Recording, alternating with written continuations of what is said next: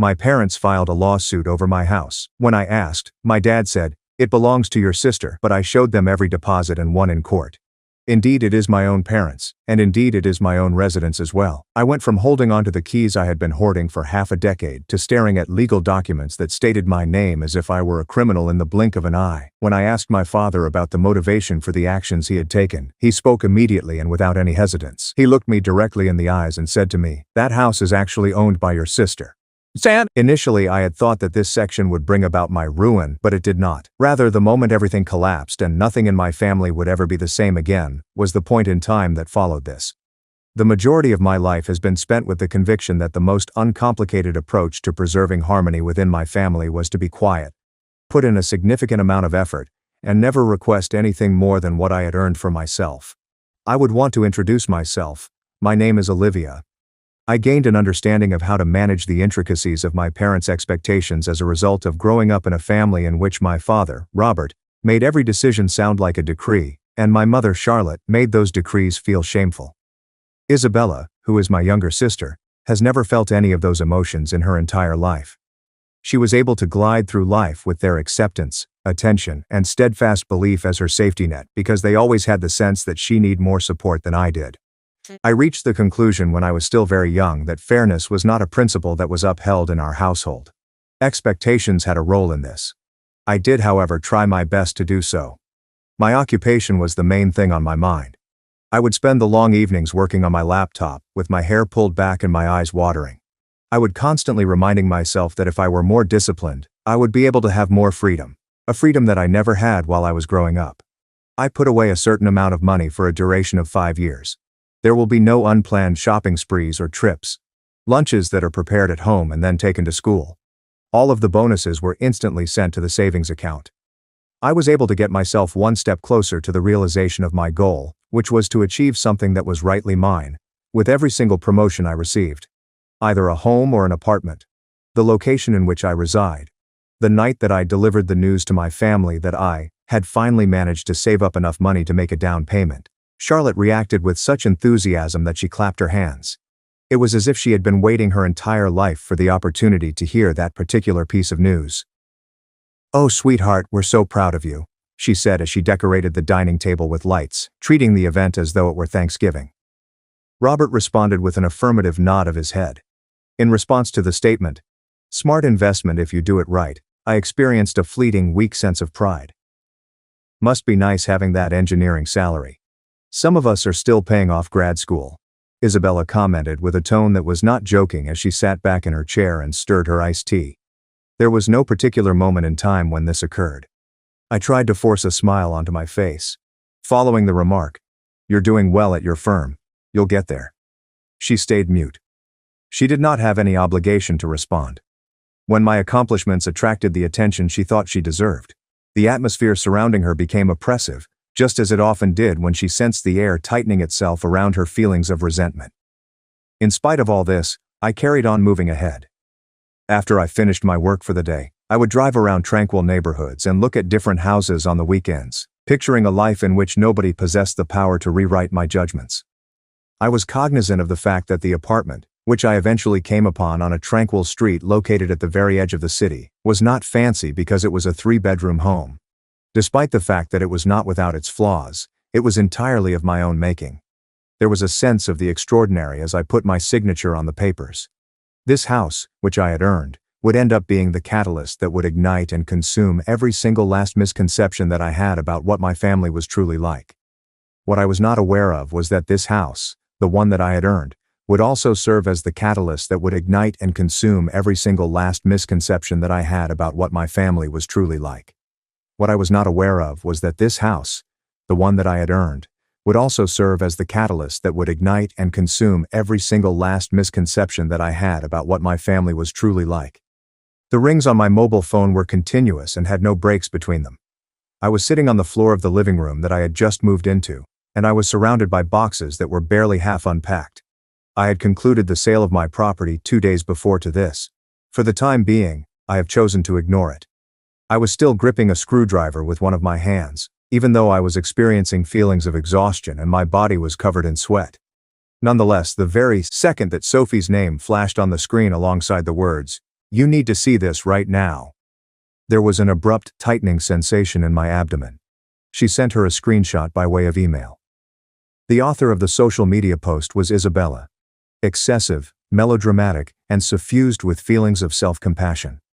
This post has received over 200 likes from individuals on social media. When your sister uses the money grandma meant for your first home and buys one for herself instead. Comments that are filled to the brim with individuals I do not recognize, who are expressing to me that I am greedy, self-centered, and inauthentic. I could not manage to swallow. I read it again, taking my time this time, in the hopes that I had misread it previously.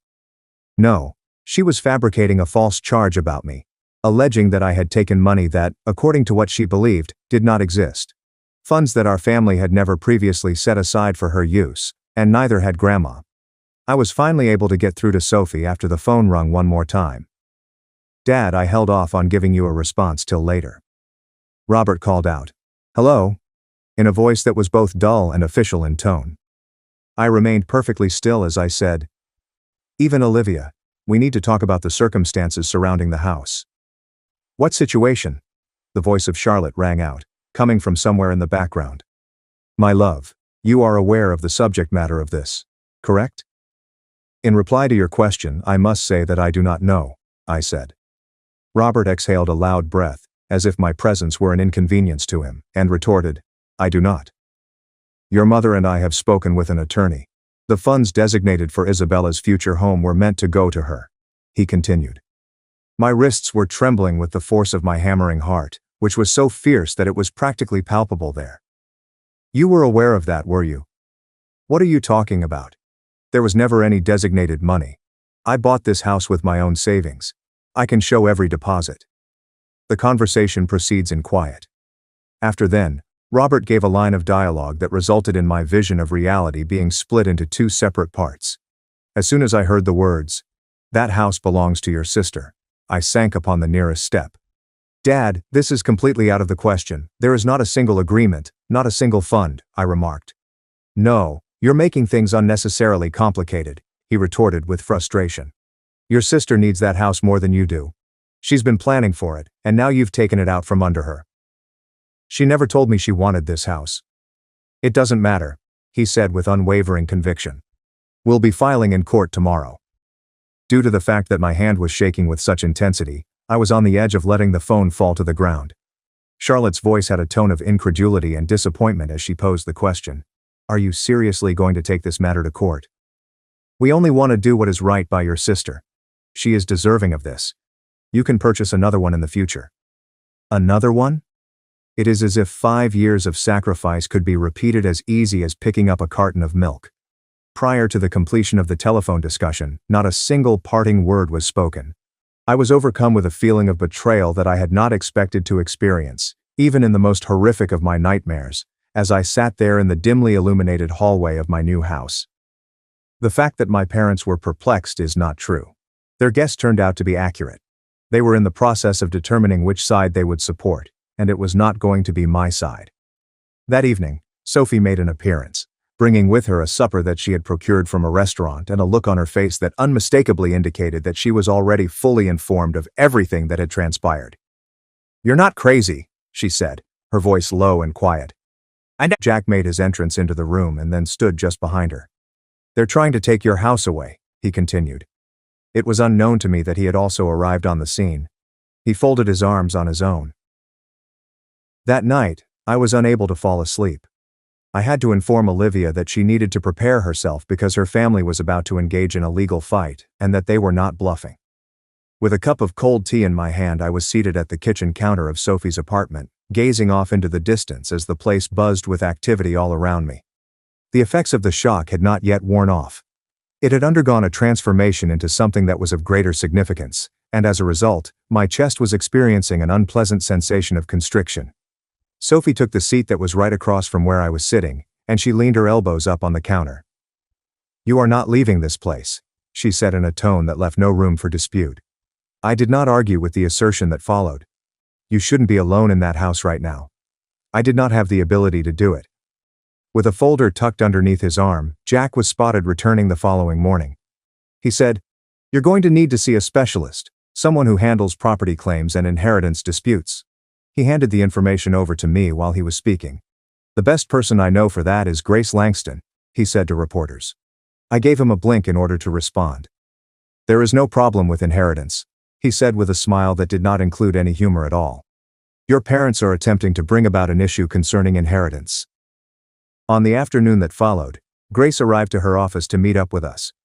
Her office was furnished with glass walls and soft lighting, and everything inside was organized and positioned with the same precision that she herself exhibited. While I provided her with an exhaustive description of all of the events that had transpired, such as Robert's threat and Isabella's post, she sat there in silence. Once I had completed what I had been doing, she took a seat and leaned back. She expressed her opinion. Their claim sounds fabricated. But weak cases can still create damage if not handled properly. We'll need statements, payment records, anything showing your house was bought strictly from earned income. I made the statement. The whole thing is in my possession. Grace tapped her pen as she listened to her companion say, every transfer, every savings log, and then nodded her head in agreement. That's good, was her response. After hours of not being able to catch my breath, I eventually succeeded in returning to a consistent rhythm. At this point we are in need of witness statements. Who was aware that the inheritance was equally divided? My Aunt Victoria and my Uncle Thomas, she said with a great deal of excitement. You must get in touch with them. In response to the second time the phone had rang, Thomas replied, it is imperative that we obtain their statements as quickly as possible. Following that, I addressed him and said, Olivia, my darling, I heard that something was happening. He didn't even pause for a moment when I explained the situation to him. In reply he stated, your grandmother would be absolutely livid. I'll sign whatever you need. In contrast, the reaction that was exhibited by Aunt Victoria was comparatively restrained, but it was also considerably more significant. She continued by saying, I was always worried that this might come to pass. Your father, he asked your grandparents to change the will, to give more to Isabella. They refused. He never accepted that. She paused slightly before continuing to speak. I'll testify if you need me. I responded to you. Little by little, the truth started to take on a shape that I was finally able to discern. This was by no means an event that happened on its own. I was not the center of attention in this particular circumstance. It was the outcome of a series of years in which unstated expectations were nurtured. Years of Isabella being promised things that would never be hers. On the other hand, 2 nights after that event, the most terrible thing happened. While we were making our way to my residence so that Sophie and I could collect the remainder of my possessions, we observed that there was an object on the porch that appeared to be moving. An individual was shaking the door handle. The given name Isabella is a female name that translates to, devoted to God. She was attempting to place a key in a lock, and this key was one that I had never given to her before. What are you doing? I shouted at you. She took a step back in astonishment and let out a gasp.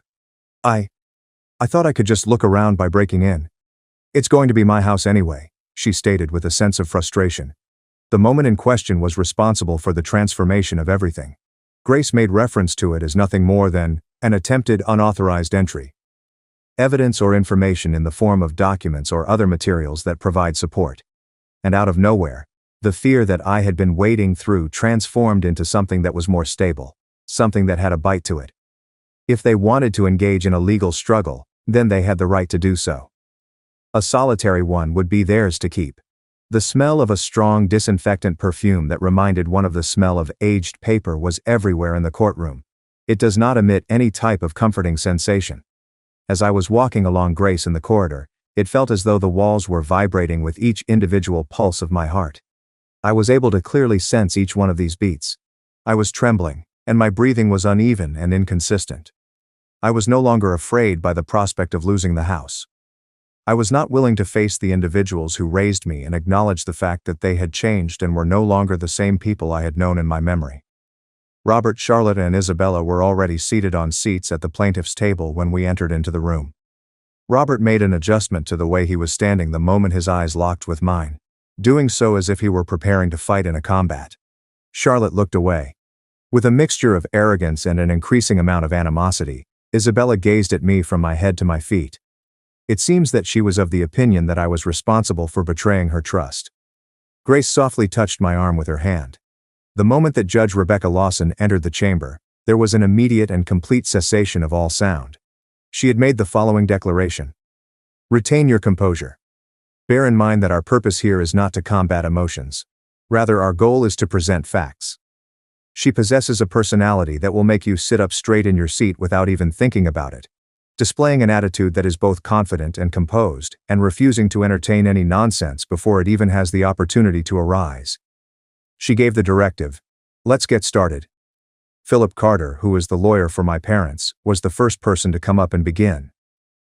Your Honor, this case concerns a verbal family agreement regarding inheritance distribution, an agreement that Miss Olivia violated when she purchased a property using funds intended for her sister Isabella. When I heard the phrase, verbal agreement, I felt an uncomfortable sensation in my stomach. He continued on by saying, "We maintain that Isabella was the intended recipient of the house that Miss Olivia purchased, and this is based on the long-standing discussions that have taken place within the family." Grace remained motionless and did not respond in any way to what had just been said. She waited patiently for him to stand up once he had settled into his seat. When he did stand up, she too rose with a sense of assurance, as though she were holding a royal flush. Your Honor, she began with her opening statement. The plaintiffs claim a verbal agreement that has no witnesses, no documentation, and no mention in the legally executed will of the deceased grandparents. Meanwhile, the defendant has provided detailed payment records confirming that every dollar used to purchase her home came from 5 years of earned income. Judge Lawson gave a sign of approval by nodding.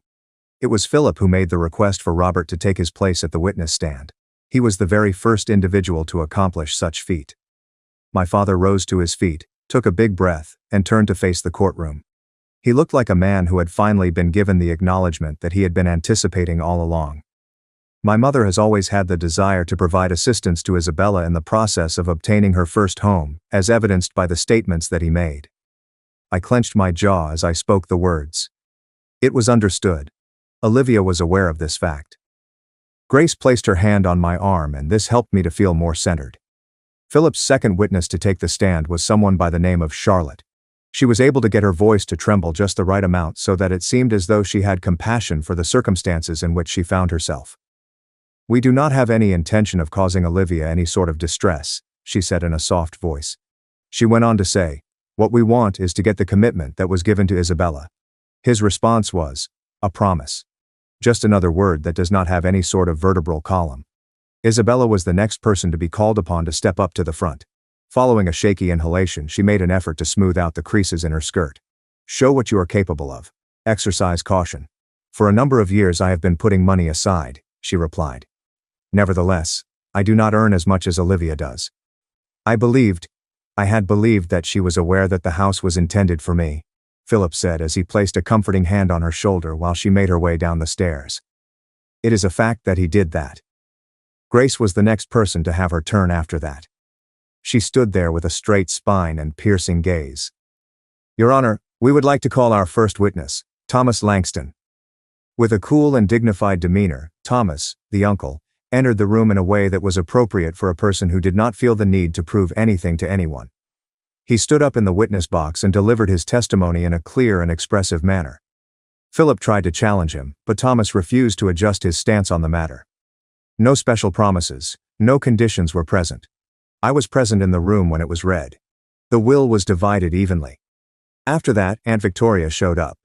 Even though she was moving at a sluggish speed, she gave the impression that she was confident through her voice. She stated to me, "Robert requested that our parents change the will in order to provide Isabella with a greater amount." Not a single sound could be heard in the courtroom. It was stated that they refused.